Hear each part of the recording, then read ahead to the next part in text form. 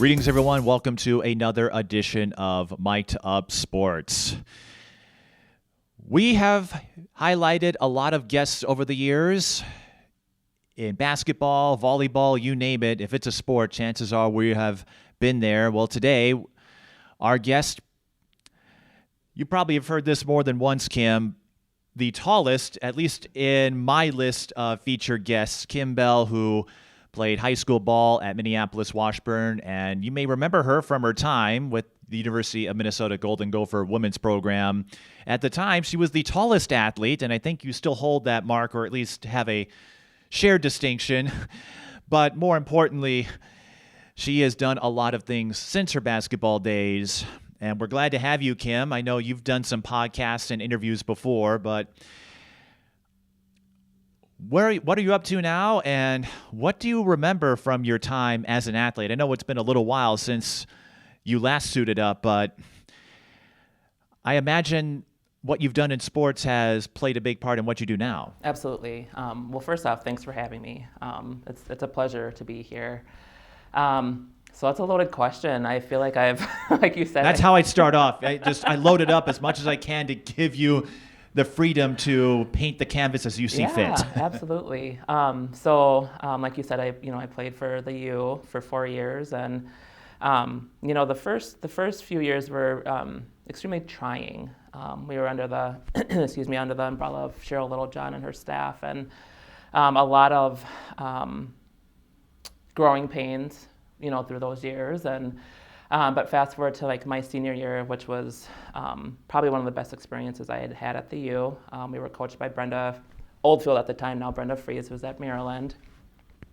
We made it to the second round of the tournament. And that was, absolutely, it was something that I never thought that I would be able to experience at my time at the U. So that was really, really cool to be able to experience, playing with Lindsay and Janel and Corrin von Wald and Khadijah, all those big time names, and just being able to share that time and that experience with them was super special to me. As far as kind of fast forward what I'm doing now, it's I've been with Hennepin County probation for about, almost 18 years. So shortly after I graduated, a couple years after I started my career in juvenile probation, juvenile corrections, and my first 5 years was with extended jurisdiction juvenile. So those kids had dual jurisdiction. So if they violated on the juvenile side, I'd have to make a recommendation for prison. So I did that for 5 years and then went into traditional probation for about 10-ish, 11 years. And now I am in adult probation with the intimate partner violence unit. So that's what I'm doing now. Based on that description, I'm going to hope that I don't become a future case of yours. I hope you don't either. I don't have plans to. ITs, I'm sure you've gotten that more than once from folks like, I hope I don't have to see you in that capacity. Yeah, in that capacity. We'll get to the U of M part of it, because I know you've explored that before on your brother's podcast, who's a big sports guy. So, which leads me to believe that sports was a big part in your family. But when did you get that first itch to take up sports, basketball, and the like? Just going back to the start, that's usually how I handle these podcasts. So what led you down that path that ultimately got you these lifelong friendships with Whalen and Corrin von Wald? When you mentioned her name, Khadijah, I don't remember them personally. I was a little young. Sure. But I heard about them later on through fellow friends of mine who were also supporters of the women's basketball program. But your journey started well before then. What was that starting point? Yeah, so it's actually a funny story. So before basketball, I was a figure skater. I was figure skating, and here are all these other little girls, and here I am. Not so little, but just as graceful, I imagine, right? I don't know about that either. Well, you know what? I imagine that would give you an edge and flexibility out when you were playing basketball, right? Well, or not. It helped. I could go either way. It did something for you. But that is a funny story, being a figure skater. I mean, I've had guests who took up karate. Another one, Mallory High, or a current Gopher, took up gymnastics before basketball. Usually the story with gymnastics is they get too tall for the sport. Was that the same that's where for I was you going as with figure it. skating? Yeah. Okay, well, sorry, I just spoiled it for That's everybody. Okay. That's okay. Yeah, so you were a figure skater. Go ahead. Yeah, so my parents, I was in this little tutu, and then my mom and dad are like, you're really tall. Why don't we try basketball? And that was in 5th grade. So I, started basketball. I played through. I don't know if you're familiar with King Park in Minneapolis. It's right off of like 42nd and Nicollet. So I started my basketball career with Minneapolis Park Board, King Park, and that's kind of where it all began for me. And like you said, I, continued playing with some pretty good teams, pretty good athletes. Went to Minneapolis Washburn and was able to play against Tamara and Mauri Horton and, the Felicia Bell and Tisa Thomas and all those guys. And excuse me. And then was fairly heavily recruited just because I'm tall. It wasn't because I was the best athlete. It was just because I was tall and I love to block shots. You know what? You don't always have to be a prolific scorer to make an impact. Another tall figure comes to mind, Michael Parham. She plays at VCU now. She went to Apple Valley, was never the leading scorer, but did a lot of the other things, the unsung heroes, if you will. Your story is a little amusing because I've had a lot of tall guests on who are 6 feet or above. I think I name dropped a couple of them, and they all, the older ones anyway, have regaled the stories of, do you play basketball, something like that? In your case, you did. Did that happen a lot when you were little growing up as you shot up over just about everyone in your class? It did. Even, like you said, even to this day, it's like, oh, do you play basketball or did you play basketball? Do you play volleyball? Did you play volleyball? And I will say, Mike, it was hard growing up as a tall girl, especially in the 80s and 90s and even early 2000s, because, you're the sore thumb that sticks out. People are the one, make fun of you and, kind of make you feel ashamed because you are so tall. I had someone ask me if I look over bathroom stalls because I'm so tall. So you get a lot of bizarre questions, kind of unorthodox questions when you're tall. That's usually not how I greet people. Do you peer over bathroom stalls? Yeah. Let's see how well that turns out. Right. On a related note, and I've asked this, I've had Tisa on my podcast, and she said her mother played an influential part in helping her embrace her identity, and her mother was a seamstress, which also helped as far as outfits. But from your era, the 80s, 90s, early 2000s, and even now I get this from time to time, they say the biggest problem, men or women, are finding clothes and shoes that fit. Based on your expression, it sounds like you can relate to what I just said. Absolutely, 1,000%. Even growing up, I felt like I had to be a tomboy because all the girls' clothes were they'd come up to my, mid-calf, and so I'd have to wear, the boys' jeans because they're longer. Now I feel like there's definitely been a lot more resources for specifically tall girls. So, I think clothing and even shoes now, I think they're a little more readily available.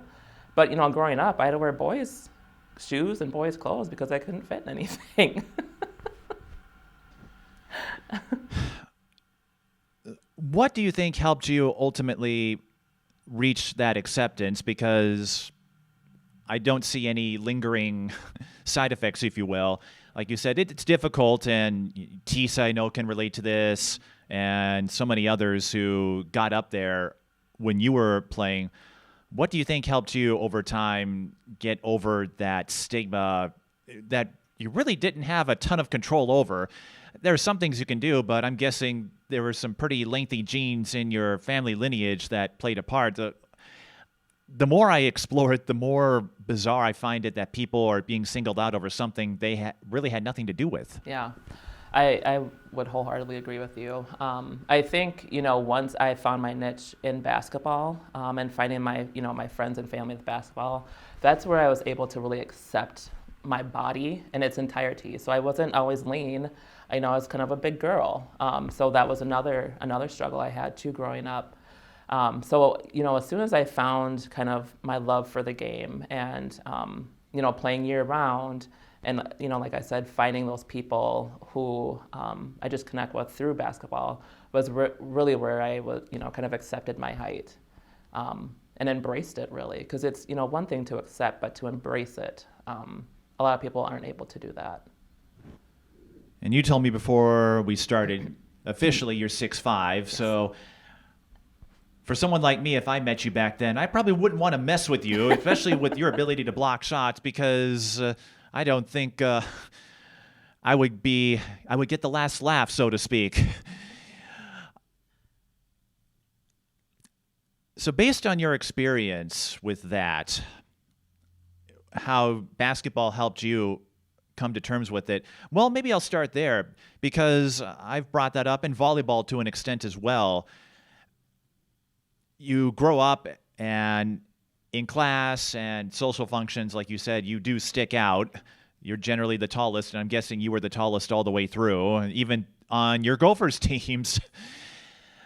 But in basketball, you often meet players who look like you. I'm guessing you saw a lot of that as you made your way through high school.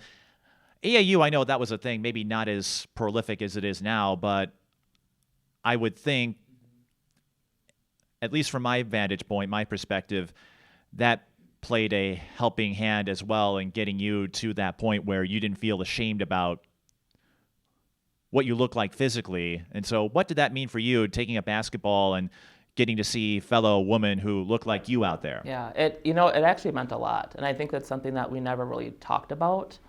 But being able to see other girls and young women who were either my height or a little shorter, and who had this just kind of exuded confidence, it made me, like I said, kind of embrace my height. And that's something that I had always struggled with growing up, was my confidence. And, when you're the biggest one on the court, big and tall, you're often told to, don't, be careful, don't hurt people, just kind of be timid. And that's what I was.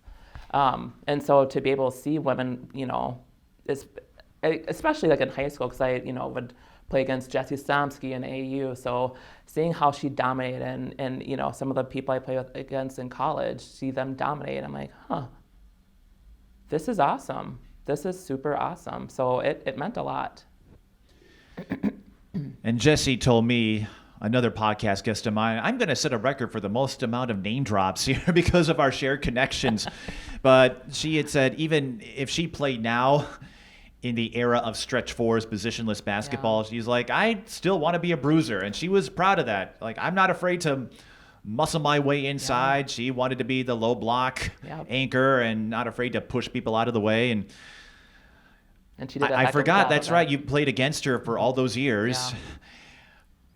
That in itself, I feel like, could be another podcast. Maybe that's it. If Jesse and Tisa, Tamara, if anyone's watching this, we'll just round up everybody and you can all shoot the moon about all the times you roughed each other up, right? No. That'd be awesome. I'm sure you all have a pleasant, you speak fondly of a lot of the folks you mentioned already. So there's that shared camaraderie, even as you were trying to beat each other. On a related note, once you took up the sport and used that as a vessel to help you become proud of who you are, who were the idols, the role models that inspired you? And this could be family, it could be college pro athletes. Who did you want to be like when you were making your way through the basketball ranks? Tamika Whitmore. She played for the New York Liberty. She was an amazing player. I loved her. And Dawn Staley was actually one of my other favorites. And actually, Jessie Stomsky.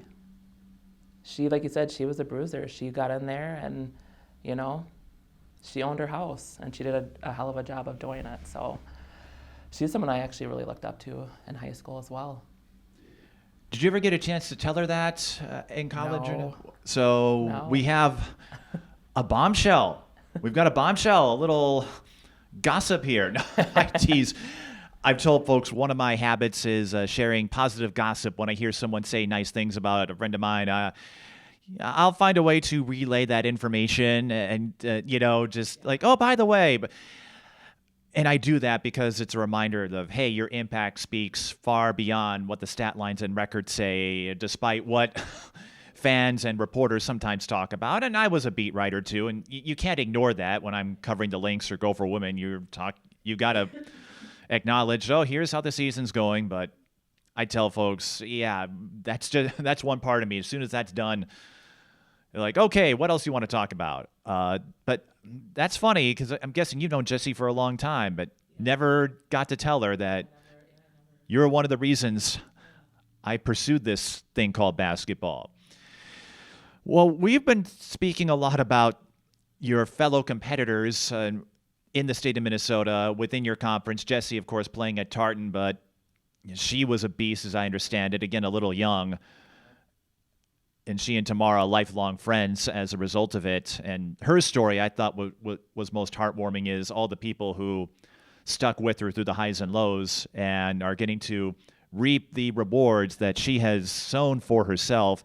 But what was it like at going to Washburn and perhaps playing AAU? And your conference featured Tamara Moore, Mauri Horton, two Miss Basketball winners. Your graduating class in 98, if I'm correct. Jessie Stomsky was part of that at Tartan, T at Minneapolis North. And before we started, your teammate for a season, LaToya Turk, was ahead of you in the depth chart at center, which still amazes me. But what was that like? Because you had a lot of talent, and I know back then Minneapolis and St. Paul were bigger hotbeds for basketball. Now I think with changes, I better ask you this question because I keep going on all these tangents. I haven't gotten around to it yet. I was worried this might happen because you put two basketball minds together. But what was that like? I'm guessing you got a lot of stories, and it sounds like a lot of friendships from some of the conversations I've seen on social media, how people still look up to you fondly and vice versa. So, well, like I've seen Tisa, chime in from time to time because both of you are parents now. Well, Jessie is too. But what was that like going up against all of these fellow studs? Honestly, I will say I was almost debilitatingly shy. I was very shy. So I didn't talk a lot. And I think people may have thought I was maybe stuck up or something. I don't know. But I was very shy. And I think that came with, not having the confidence because I was so tall. Playing at Minneapolis Washburn was so fun because, like you said, North was a powerhouse back then. Like I said, they were stacked with Mauri and T, Felicia, all these people. And like you said, Minneapolis, I don't remember about the boys, but I know girls. Like it was a fun conference to play in. Well, Minneapolis North boys, they won 3 in a row around your time, and then the girls followed suit. Well, they won 2 in a row, and then 3 in a row later on. So it was a place to be. Khaled El-Amin on the boys' side, T and Mauri, and you weren't so bad yourself, as I understand it. So that's interesting, though. You talked about that shyness and how it related back to your body type. And so when you met all these players, I've known T, and she is not reluctant or shy to talk about what she did. Actually, I've said her memory amazes me. It almost has a Peyton Manning level recall, where she can. And I'm the polar opposite. I don't remember anything. Tisa said the same thing. I showed her one of those old games when those two were teammates, and she said, "I see me, but I don't remember anything that happened." Although they say once you have kids, it creates a memory block. I can't say that from experience because it's not physically possible. But other basketball friends of mine who became parents have said once you give birth, there's an entire all bets off. But T was not shy about what she did and how she played a part in bringing exposure, notoriety to Minnesota and that conference. 100%. And so she's on one end of the spectrum. You're on the other end where, like you said, maybe more shy. So you see all of these big names embrace themselves. What did that do for you? How did that resonate? I know we mentioned how seeing fellow tall athletes Yeah. helped your confidence, but going up against someone like T, who you knew if you didn't bring your best game, she Right. was gonna take you to lunch, something like Yeah. that. Yeah. How did that feed into that confidence? Because I'm guessing you learned real quick. If I don't, Yeah. if I'm timid here, or if I don't come out with enough self-esteem, they're going to eat me up. Yeah. No, and that's a good point. And I wouldn't say, because like I said, I'd played against Jesse and T all through high school, so it definitely was like a friendly-ish rivalry. When we would play Wisconsin, and I still give Jesse a lot of flack when we did beat them on their court, and she's like, "Oh, shut up." That's one thing that can never be taken away. It doesn't matter how many tournaments you win, if you Right. get those rivalry games. Right. Because I know for a long time it was Wisconsin that got the upper hand. Yeah. And so always, I would. Is that your proudest moment? I would say yes. Because it gave you 20 years of smack talk. Yes, a lifelong time of smack talk to Miss Stomsky seam. Although you'd have to be careful, because if you ever have to hit Jessie up for legal consultation, True. That's true. she might, That's up that attorney fee a little true. bit. That's true. Good point. Oh, no. I'm sure she takes it in jest. Yeah, it's all friendly. Well, and as you've indicated, we were saying beforehand, if we throw all of you together, and even in that Zoom chat that you had with some of your best Gophers teammates, Yeah. I'm guessing records and point totals and stats seldom come up, if at all. That's right. Like kind of what you were talking about initially during when you first started the interview, is that just kind of the sisterhood you build, playing sports, whether it's high school or college or professional, building that sisterhood and that friendship has been like the most impactful and most important thing to me, is having meaningful friendships with them, and I can call them if I need anything, or if my kids need anything, I can call them. So to me, like, that's the biggest thing I took just from my career at the U, because some of my best friends are from my time there, men and women. I also have to ask you this. Who was the toughest player to go against? We've talked about some of the names you got to see, but I would shudder trying to go against any of them. But who was the toughest player you faced in high school, college? College, I would definitely say Jesse and Jill Chapman. Jill Chapman from Indiana. She was a really tough competitor. She was my height, and strong girl. Those Indiana girls, they're strong girls. So yeah, I'd say her and Jill Chapman and Jesse. And then the high school level, who would you say? T. Well, because I don't want to make but assumptions. Yeah. Right. No, well, and Tisa, she was a beast too, but I was primarily,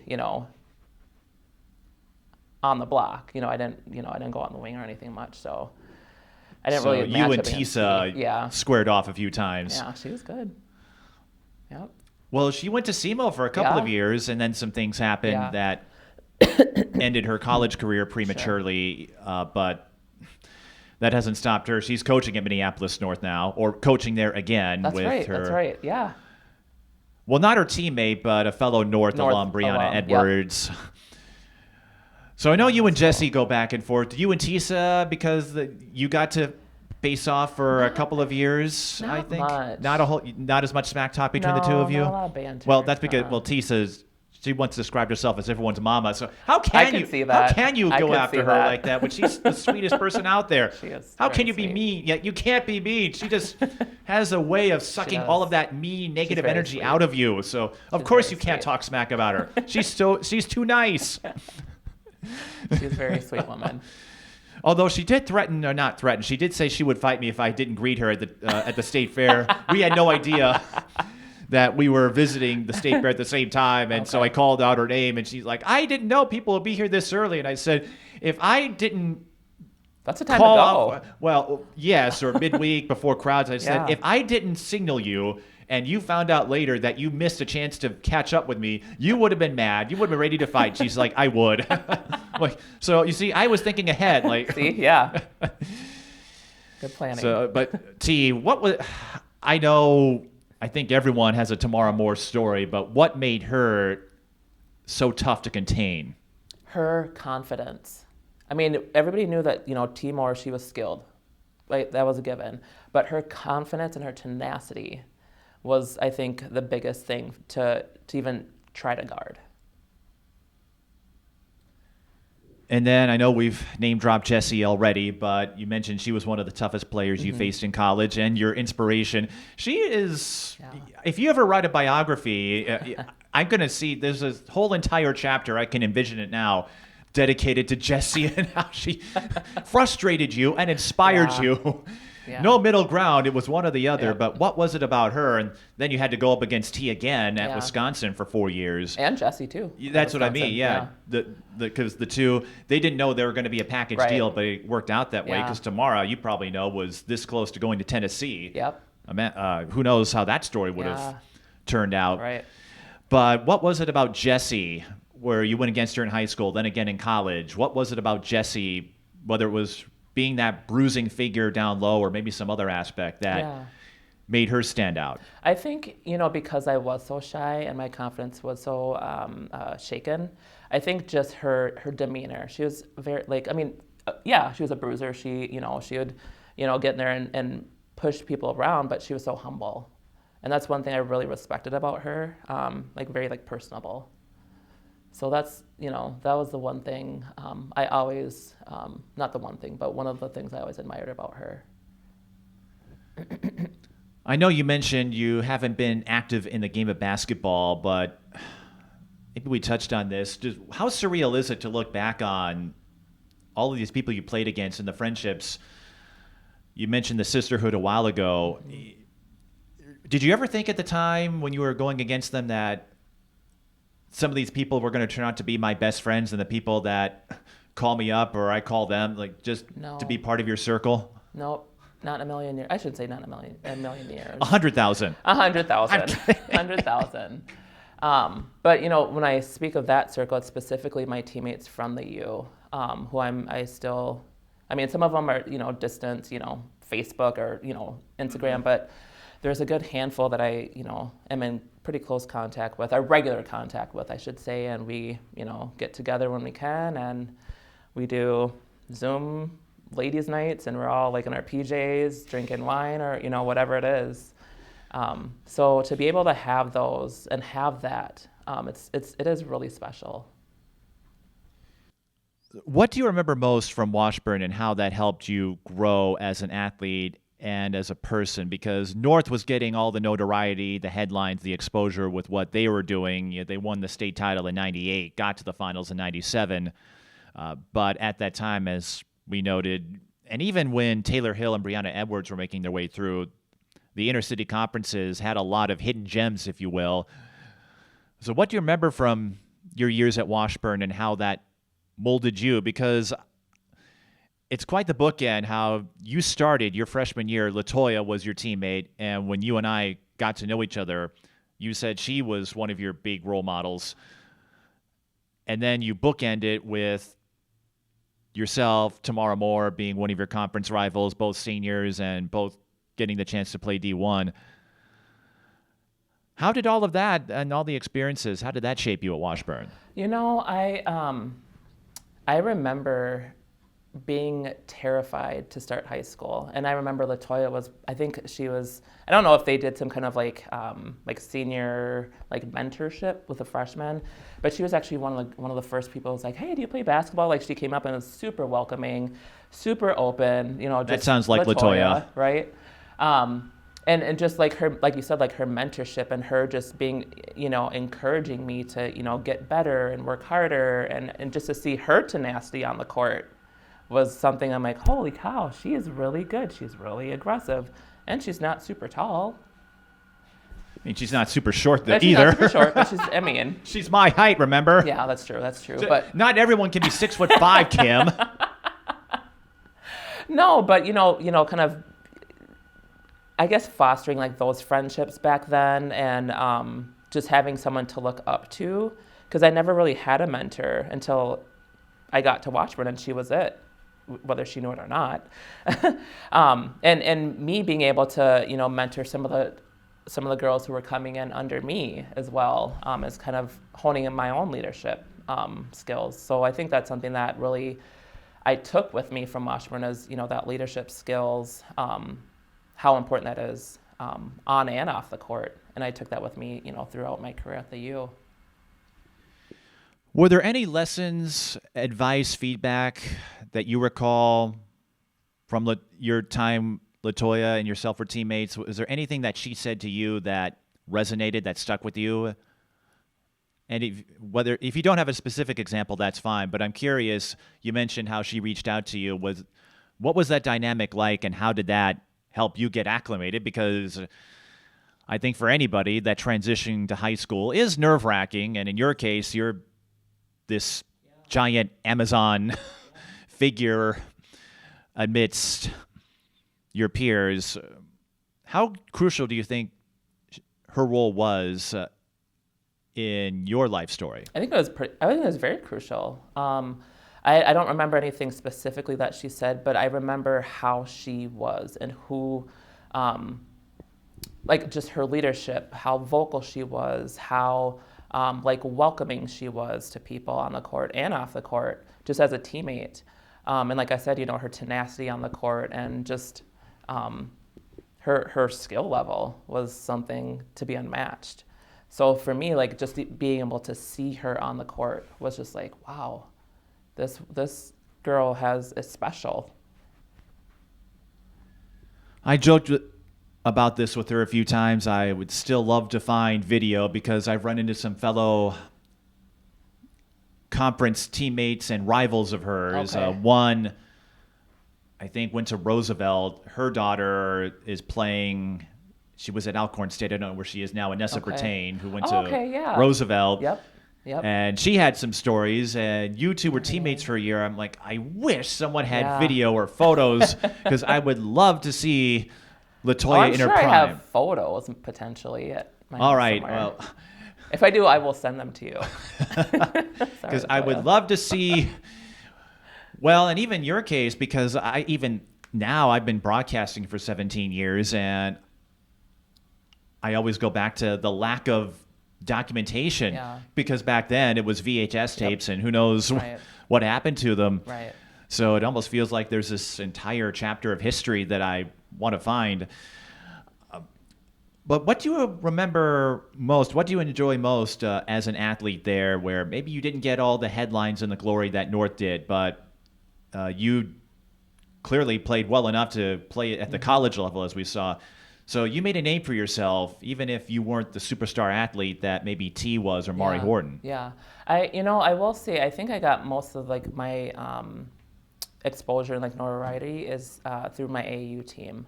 I think that team was pivotal in my career. My time at Washburn was, fun. It was fun, but I certainly think that my AAU career was kind of what pulled everything together for me. And that back then it was, because it was North Tartan was number 1, and then Minnesota Ice was number 2. So we were always a rival. So I was Minnesota Ice, and North Tartan, T and Jesse were all, North Tartan. So even that, like, wow, Minnesota Ice. I'm learning something new every minute, it seems, every question, because now it's North Tartan, Fury, Minnesota Stars, Minnesota Ice. I'm going, what's that? Yeah. Yep. It was like I said, North Horton was number 1 and Minnesota Ice was number 2. And a lot of my teammates on ice went D1 and D2 as well. I understand you have told this tale as well about being recruited and ultimately going to Minnesota. What was that process like for you? I think in a podcast you did with your brother, you said because you're 6'5", of course, a lot of coaches are going to take notice, especially in that time when you couldn't just pull up highlights on social media. What was that like for you? how many offers did you get, and what led you to go to the hometown school?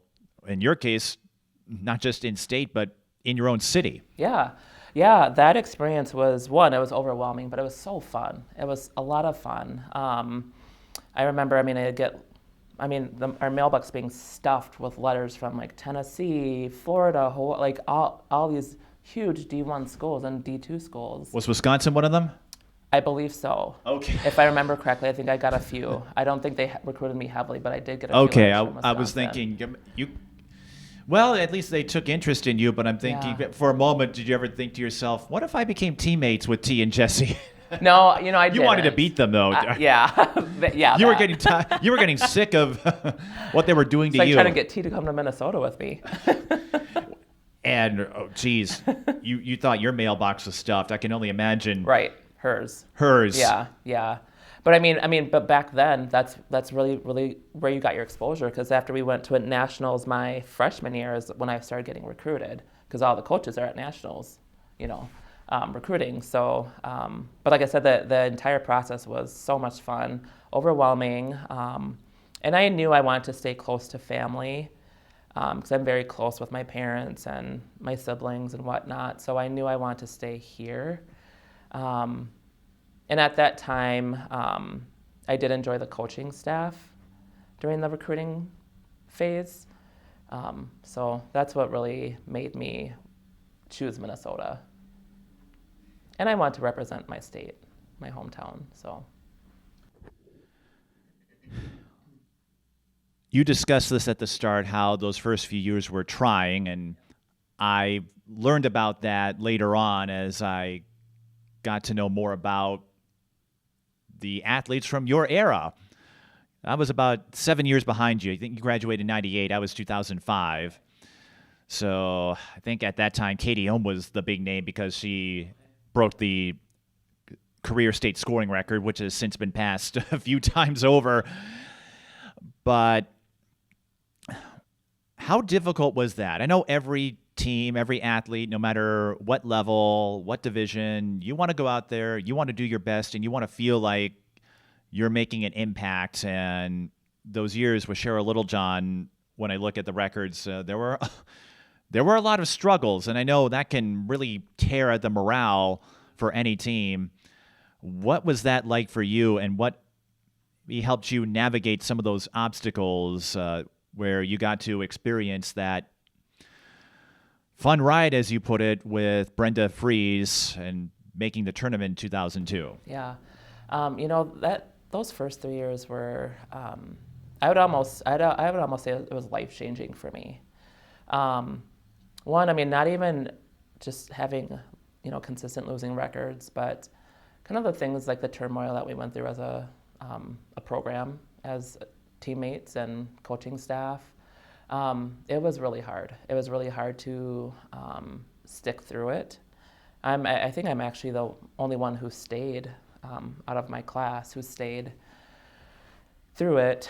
Back then you didn't have the transfer portal or anything like that. So NIL was a long ways away. Yeah, yep. So all that didn't really come into play, but the one thing that really kept me grounded, and what were definitely my teammates. There's no doubt about my teammates and my parents.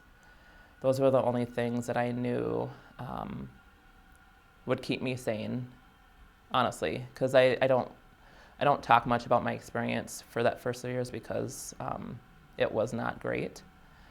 And I think, people, did the best they could as coaches and, did what they knew. But I definitely think a lot of lives were changed during that period. And I don't ask to try to pry that dirt because it was 25 years ago now. So a lot of that is... Oh my gosh, it's so long ago. Yeah, yes. Time heals all wounds, as the saying goes. But I feel like even with the glimpse that you've given myself and your brother on his podcast a year ago, I think speaks to one change, when it comes to athletes, past or present, the openness they have with themselves, mental health becoming a more prominent component. And it's something that I've discussed a lot with current athletes on my podcast or just in conversation. Even one of my best friends who plays for the Gopher women's team has mentioned how mental health has complicated some things when she was making her way back from a knee injury and not being able to play, and which is the worst nightmare for any athlete, having to be sidelined. I don't know if that has any relevance or involvement with what you went through, but to mention how your teammates kept you together. I don't know what would have happened without them, but how do you think the concept of mental health has changed from maybe when you were growing up and maybe you didn't feel as bold to speak out about what you were experiencing compared to what you see now, and how you might have handled the situation like you faced in those first few years with the Gopher women's team? Yeah, I mean, I think, mental health should be talked about like we talk about our physical health, cancer, diabetes, whatever. It's the taboo around mental health is something that we need to we need to end, period. And again, I was talking with my brother about this a while ago. I think it was him, but no, it was my kids' godfather, Kevin, who is a best friend of mine. He actually played on the men's team back then too. But anxiety was huge for me back then. I had no idea what it was. I didn't have a name for it. But looking back and understanding anxiety today, I 100% had anxiety through the roof during my time at the U and even in high school. But back then, again, I didn't have a name for it. I didn't know what it was, and you don't talk about things like that. So I think today, it's not as it's still taboo, but it's not as taboo as it was, even 10 years ago. And people giving people permission to tell their story and to talk about their mental health is key. How relieving was it when you figured out what was afflicting you all in your time? I don't know if it started at Washburn or if it manifested at Minnesota, but to go through something and not have any idea what it might be. And I've said, I think one thing that can complicate matters for athletes, and this is not a fault of theirs, because they're used to not getting everything they want, but they're used to this idea that they can forge through anything, that they're invincible, that, hey, just keep going, power through it, because that's what they're used to doing. That's what you did at Washburn. That's what T did at North, and Jesse at Tartan, and later on in college. Until I don't want to say injuries, I certainly never wish for it, but it almost forces them to come to terms with a lot of that, because you take that away. What are you? Of course, anxiety a little different than physical injury, but when you realized what was going on, even though it sounded like in your case it happened long after you were done playing, how did that help fill in pieces of this puzzle that was mystifying and bewildering you for all this time? Yeah, well, having answers to why am I so nervous? Why am I always, on edge? It helped me kind of feel like a sense of normalcy. Like I said, it put a name to like what was happening to me internally, and me putting on this mask of, oh, everything is great when it wasn't. And being able to share my story with other people, giving people permission to, to name it, whether it's anxiety, whether it's depression, whatever it is, to give people permission to talk about it, has been really important to me, and especially in my adult years.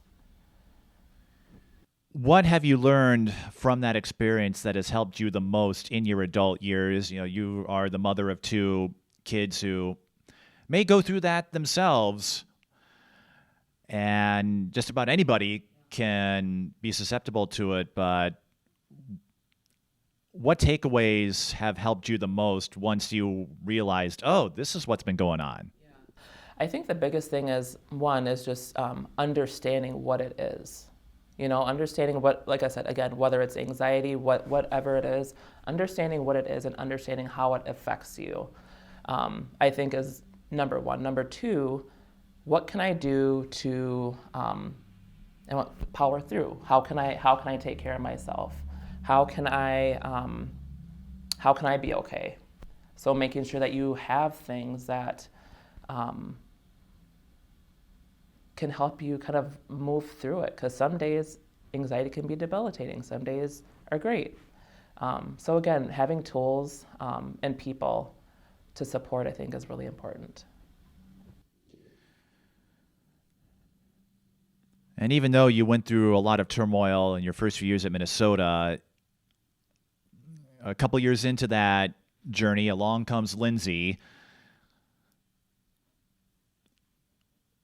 What do you remember when you first got to see her play, and was there a sense and inkling that she could be one of those catalysts that got Minnesota to some national prominence years later? Yeah, so we played against each other a couple times, and like during AAU in high school, but I was over the moon excited when I knew that she committed to Minnesota. I remember her coming on her official visit and just like, oh my gosh, this girl is gonna change the trajectory of this team. She's gonna do great things, because I had seen her play in high school, obviously. But when she, her freshman year, my junior year, when she stepped on the court, I'm like, here we go. Just like her skill set and her tenacity, but just who she is as a person, who she was as a person, her leadership, her quiet.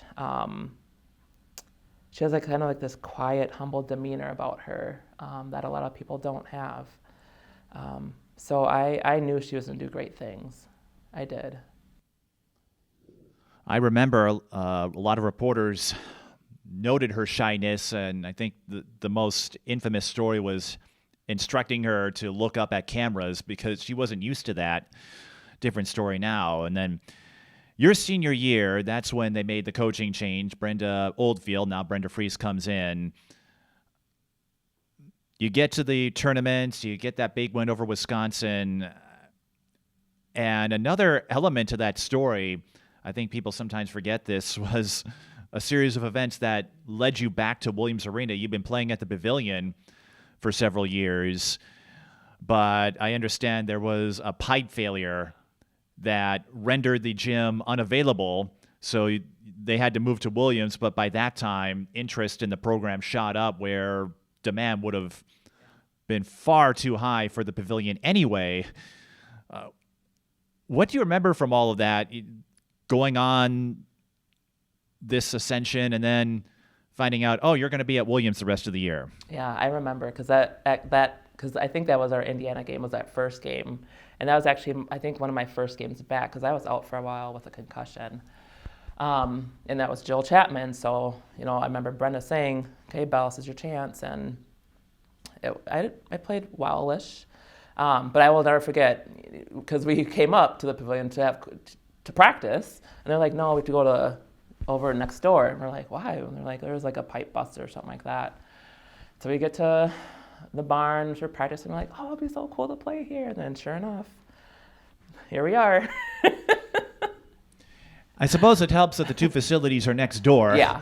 But as an athlete, I'm sure you're used to playing in all kinds of gyms. You mentioned AAU, so you're playing at rec centers, high school. Every gym is a little different, but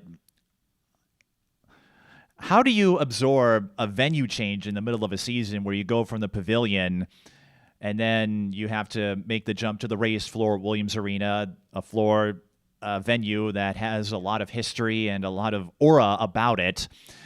What was that like, making that transition and playing at the barn for the first time after all those years in the Pav? I think we were just so ready.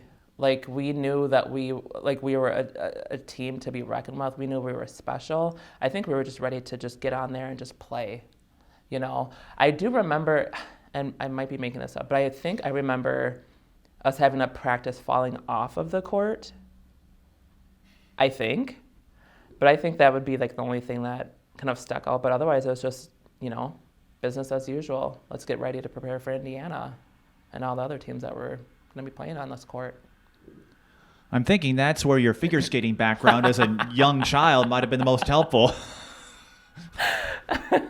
Well, I mean, because I had a knee surgery the summer before my senior year, so my body was starting to fail a little bit at that time, so I don't know what would have been that graceful. Okay, so maybe not.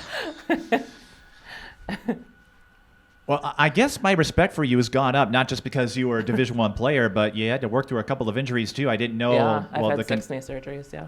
I didn't know about knee issues because I yeah. look back and you can view the stat lines, and I saw you weren't the most prolific scorer, rebounder on the team, but you certainly held your own, and I don't know if that played a part in that trajectory, but now I have, I think, a better understanding of your situation and why things might have turned out the way they did. Yeah. I mean, I think it was a combination of, again, like I was never the most skilled player. I was a role player, and I accepted that, and that was fine with me. But yeah, the knee issues were, it started actually the middle of my freshman year, I want to say. And Dr. Arndt, who was, a world-renowned doctor, who was our team doctor back then, she told me that you'll have to have knee replacements, in the future. And, back then you're like, oh, whatever. But she actually was the one she's done all my surgeries outside of one. She did my one at the U, and she's done 4 of the 6 I've had, or 5 of the 6 I've had. You go through that 01-02 season, you make the tournament. I think you got to the second round. Yep, lost to North Carolina.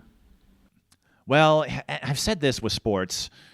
The way sports is structured, I enjoy it, and I'll always keep coming back to it. But the toughest part about it now, and maybe because I don't have any kids, and so I don't have any skin in the game, so I don't have to become this overzealous figure who lives vicariously through offspring. But you're only going to have one winner. Everyone else will feel like, oh, they came up short, at least in the moment. But after your tournament run was done, well, I guess how fun was it to go from a cellar dweller into a tournament contender, at least a team that was strong enough to make the tournament? How fun was that to go out with an NCAA tournament appearance on your resume, and what did you pursue? What were your goals, your visions, your plans after your college career? Because it sounded like, from what you told me, you had an idea that your playing time might be nearing its end. But what was that transition like after the tournament, going from college athlete to civilian again? Yeah. It's so I to this day I still don't have words. I don't have the right words to describe that year. Because it was so magical. It was just amazing. It was absolutely amazing. I think you just found a couple of words magical. now. Yeah, amazing. Magical, amazing. Magical. What are you talking? There we go. You were doubting your technical savvy. Yeah, you're saying I don't have words for this. Kim, you all right. Take some pride in yourself. I think you don't give yourself enough credit. Yeah, it was a magical year. It was, and I remember, after that loss to North Carolina, I remember going into the bathroom in our locker room and just kind of hunching over and just crying, and Whalen came over to me and she's like, Belle, I'm so sorry we didn't win that for you. So that's one thing that really stuck with me too.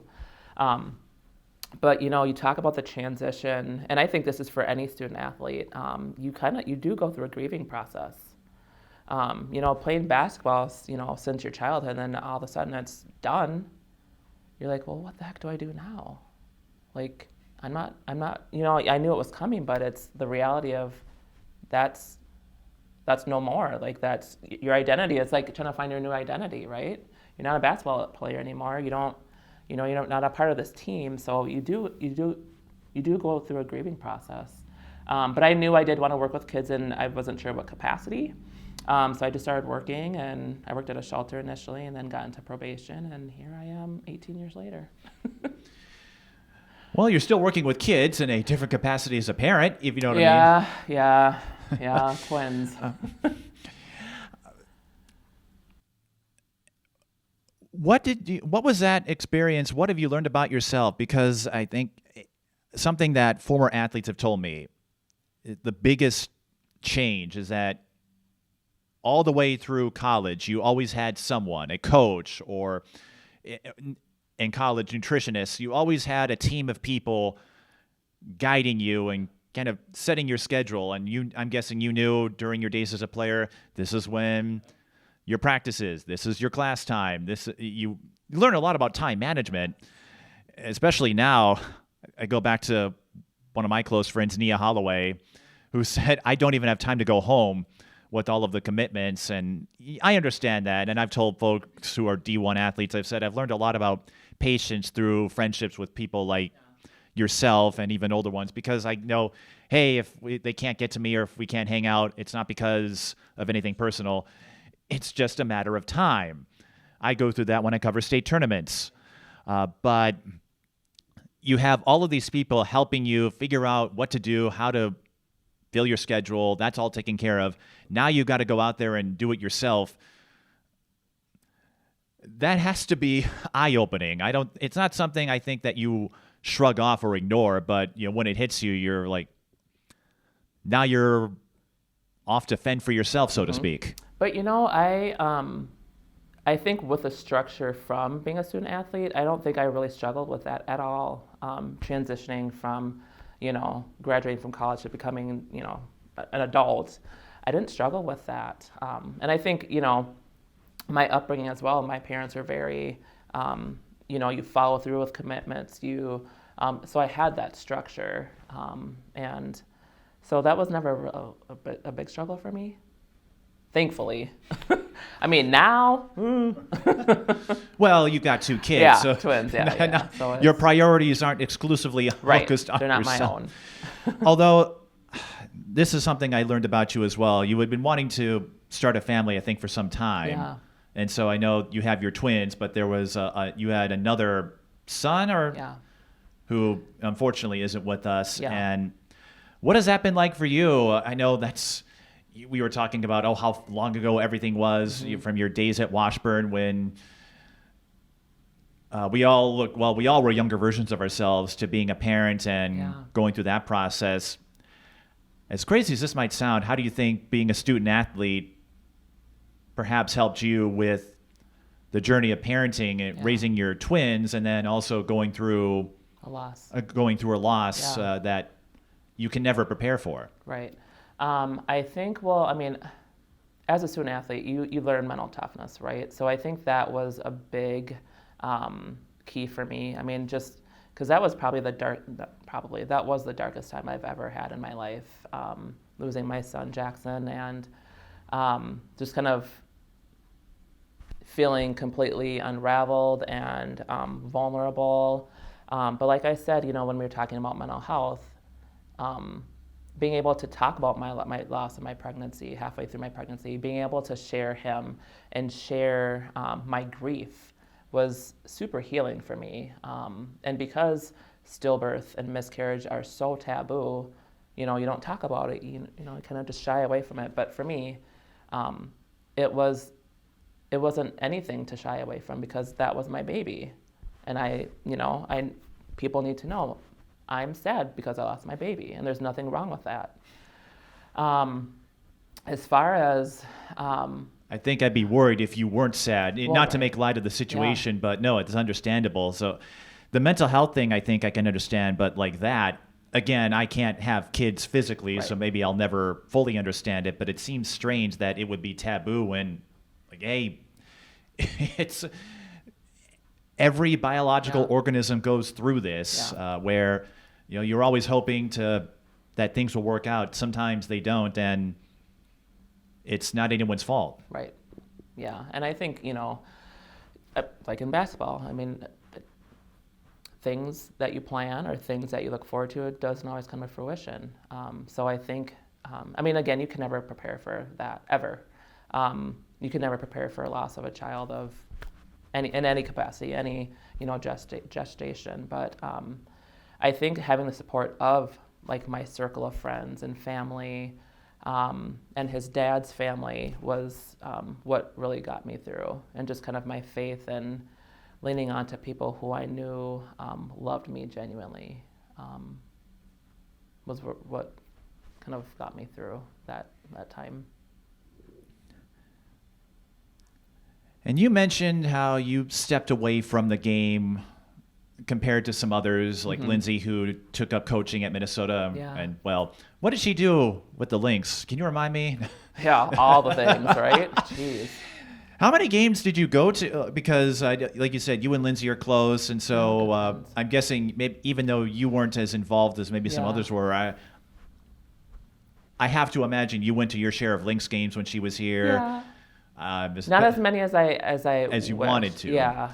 Did you get a chance? Because I thought it was you could script it in a film and it wouldn't look as good when they won their last championship in 2017 at Williams Arena. Yep, I was there. You were there? Yeah. Yep, that was magical. The venue where Lindsay became a household name, where I know she stuck with it another year, but got that send-off effectively. Yeah. Yeah, that was super cool. It's almost like everything came full circle. You want magical. Yeah. That was... Yeah. Did you two have any conversations afterward? Because you're like, hey, we started this and now now you get to finish it, so to speak? Yeah. But to be honest with you, our time together, we don't really talk about sports. There is a life outside of it, as hard as it might be us to believe. Yeah, don't get me wrong. We often reminisce about, our time at the U. I'm thankful for it because I wouldn't have met you without sports because I wouldn't have heard about your name all these and you not hearing about me. Yeah. I'm like, I'm still... You were telling me how you watch my podcast with Nia Holly, and I'm like, you know what? It's apropos because much like Nia, much like her, you had heard a lot about me, which is crazy considering how you have no involvement, at least right now, in sports. That might change if your twins decide to take up figure skating. They are in gymnastics. They will start. They're doing swim lessons, and they start gymnastics next month. So, they'll shoot up. I was going to say, so basketball might be the backup if they get too tall. Yeah. And from what I've heard, it sounds like that might happen. Potentially.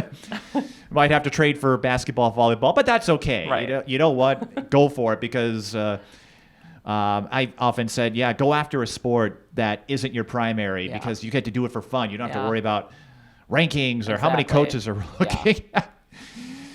But... So you don't talk a lot, but it makes sense because, hey, it's there, but it's just one part of it. Yeah. And I don't know how you relate to it because I know your brother does a sports podcast and, I do sports podcasts and broadcasting. So I don't know how much of a help your brother and I are in getting you away from sports. Okay. But I think it lends credence or it lends some insight on this parasocial relationship that fans sometimes have. We were talking about it earlier, how when you do well, when you made the tournament and when you beat Wisconsin, I'm sure everyone wanted to have a piece of the action. When you don't do well, folks get angry or they're like, why aren't you winning more? Right. And, and I want our teams to win too. Of course. If the Vikings ever win a Super Bowl, you bet I'll root them on, but I've forged a friendship with one of their alumni and we haven't really talked that kind of shop at all. We've been talking mostly about everything else he's doing. Yeah. So even though I laugh about how you and Lindsay and Corrin, and I'm sure when you all get together don't talk about sports, it seems silly, but it's only one part of this story. Right. From a person who's been there as an athlete and now being away from it and doing other things as a mother, as a probation officer, what have you learned on this fandom and this concept that goes into sports where you get a chance to step away from it and you realize, hey, there's a world out there? It's that's kind of a tough question. I will say, because when you're in the midst of it, when you're in the thick of your whatever sport it is, it's like that's life. Like basketball is life. That was a saying in the 90s and early 2000s. Basketball is life. Ball is life. But it's not, because things can change in a nanosecond. You can get a season-ending injury, a career-ending injury. You could face a family tragedy. So there's so many things that can end that. So I think having a balance, a life balance, is super important. And understanding and appreciating the sport that you're playing, because like I said, it can be taken away in an instant. So for me, kind of coming out on the other side, it's like, it was fun while it lasted, but there's so much more out there. There's so much more things that are meaningful and soul-filling out there for me. So that's the one thing I've taken, or the few things I've taken. It's one thing I learned over time, and I said, if you really want to understand how sports truly works, take up a media role. And everyone comes in with a different perspective, because some are maybe team reporters or announcers, and so they have more of a vested interest in a specific team than I do. And, it's like, of course, I want the local teams to win too. Right. I had folks joke about when the Lynx lost a couple of finals. They're like, "Are you okay?" And it's like, yeah, like, why are you asking me? Like, yeah. Because the reason I say that, though, is with my mission, it's always, where's the story? Tell you who won, who lost in the game. Find these avenues that help color in these details about athletes that sometimes go beyond the stat sheet. Right. In any event, you learn real quick, nothing you say or do is going to change what happens in a game. Right.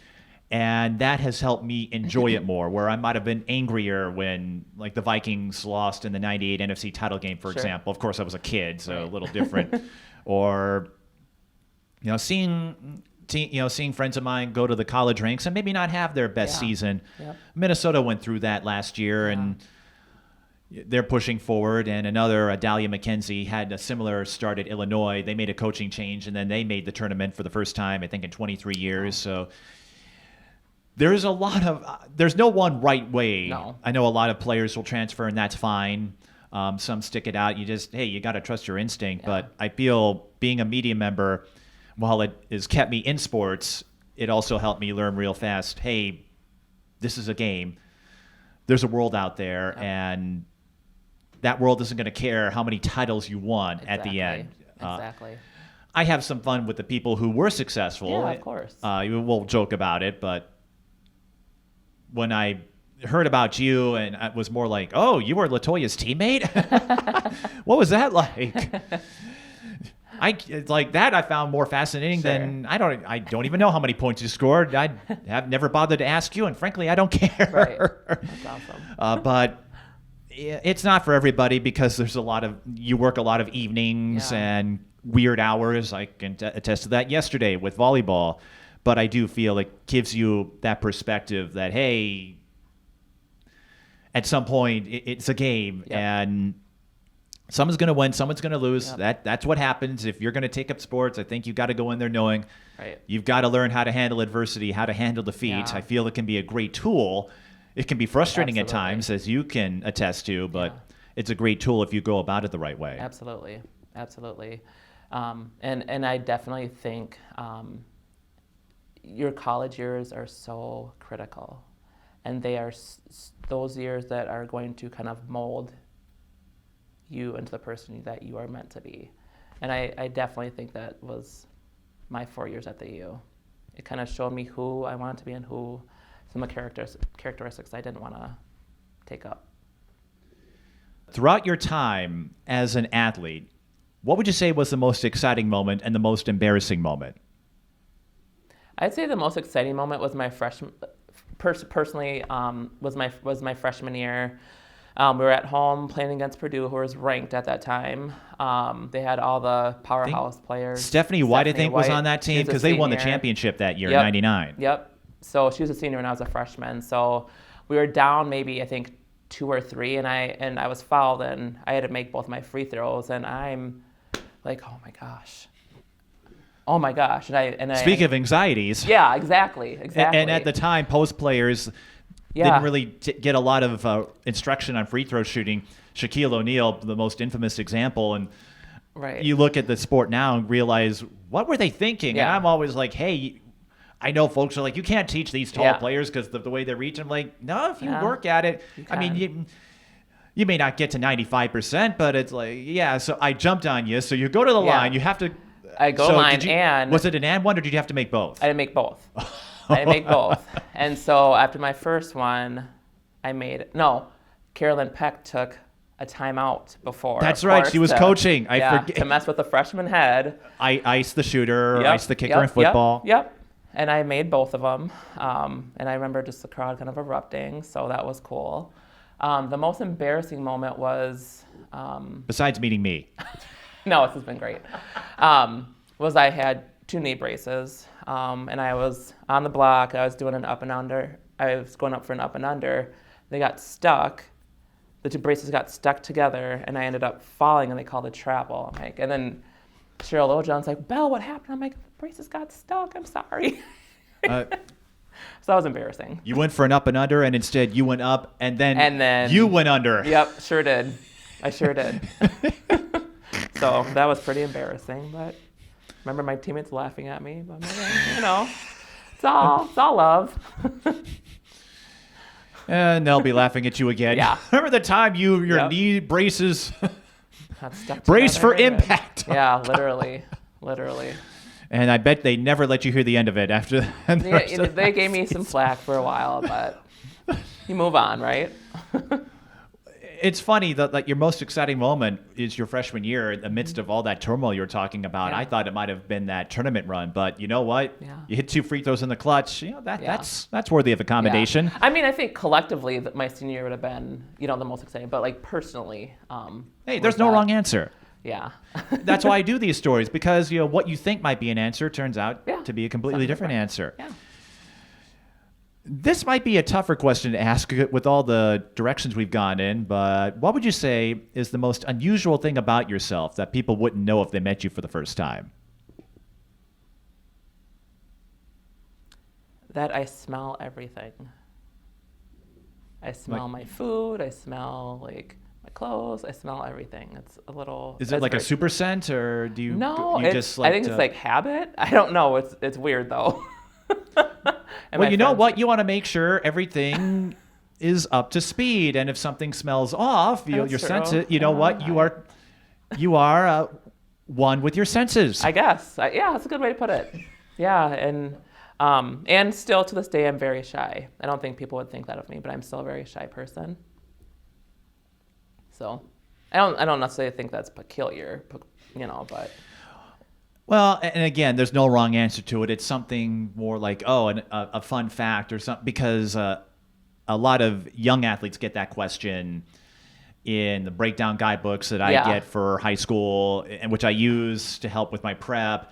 And it goes back to how people can get so ingrained with this idea of being in basketball all the time that you're like, there's other stuff. Yeah, about me. Yeah. And trust me, a lot of athletes, when I ask them that question, or they're like, what's some fun fact about yourself? It takes them a moment, because they're like, I don't think I'm that interesting. It's like, well, that too. I'm like, I don't know. I smell everything. What else? I don't know. You know what? At least we know your sense of smell is still working. You see, like I said, going back to being at one with your senses. So if you can't smell something, that's when you can take it as a sign of, something's up here. Yeah. I'm also obsessed with popcorn, eating popcorn. It's my favorite thing outside of ice cream. I did see a story about how there should be ice cream dates for accomplishments. Yes. And that's 100%. when I thought to myself, you and I are probably more alike than I anticipated. I could eat ice in the cream sense, every day. I like ice cream too, but more just not taking everything super seriously. Yeah. Oh my God, no. Well, being friends with Tisa will do that to you. Yeah, I'm probably the most laid-back person you'll ever meet. I don't take the most laid-back, shy person who can smell everything and eat popcorn. What is your most pleasant, your most favorite smell? Is it popcorn related? Grass, fresh cut grass. Fresh cut grass. Yeah, or gas, like gasoline. Gasoline. I would not expect gasoline to be at the top of that list. Usually that is I better stay away or the fumes will get to me. I know we've covered a lot of ground, and you've talked about your growth, not just as an athlete, but as a person, and how basketball played a central role in all of that, even though you don't have an active role now in sports, how it helped you overcome shyness, to embrace yourself as a 6'5" towering presence, and everything else that came to be with it. So with everything you've gone through, what would you tell a younger version of yourself? I would tell a younger Kimberly Bell, just be. Just be. You are enough. You don't need to shine your light any brighter. It's bright enough. Just be who you are, because you are enough. A poignant response, and who knows where life will take you as you continue motherhood, but what are you most excited about? Your twins just turned 4, so I don't think they've started kindergarten yet. Not yet, no. Not yet, but that'll come soon. Yep.